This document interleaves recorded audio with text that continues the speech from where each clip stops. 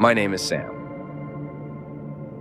On a cold autumn evening, when the fog barely seeped through the city streets, I left the office late at night. Tired after a long day's work, I decided to take a shortcut home through the old park on the outskirts of the city. This park was known for its legends and stories about missing people, but I never paid much attention to it. However, that evening, everything changed. As soon as I stepped onto the path covered with fallen leaves, I felt that something was wrong. The silence was unnatural, as if nature itself held its breath. I heard my footsteps echoing in the darkness, and suddenly it seemed to me that I heard another set of steps following me in unison. I turned around but saw no one. Deciding it was just my imagination, I continued on my way. But then I saw it, a silhouette standing among the trees, motionless as a statue.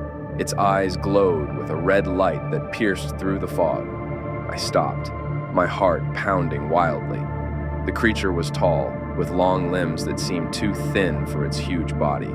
Its skin was pale, almost transparent, and I could see black blood pulsing in its veins. I felt fear engulf me, but I couldn't look away from this creature. It moved slowly towards me, and I realized that my life was hanging by a thread. I had to move, but my legs refused to obey. I was rooted to the spot, as if my feet had grown into the ground.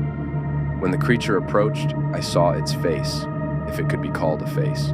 It was devoid of any features, except for two deep, blood-red eyes and a wide mouth, whose teeth were sharp as razors. I felt my mind fill with a horror I had never felt before, and then it spoke. Its voice was hoarse and low, echoing in my head as if from another world. "You should not have come here," it said. "This place is not for the living." Its words were like ice piercing my body. I realized that if I didn't run now, I might never leave this park.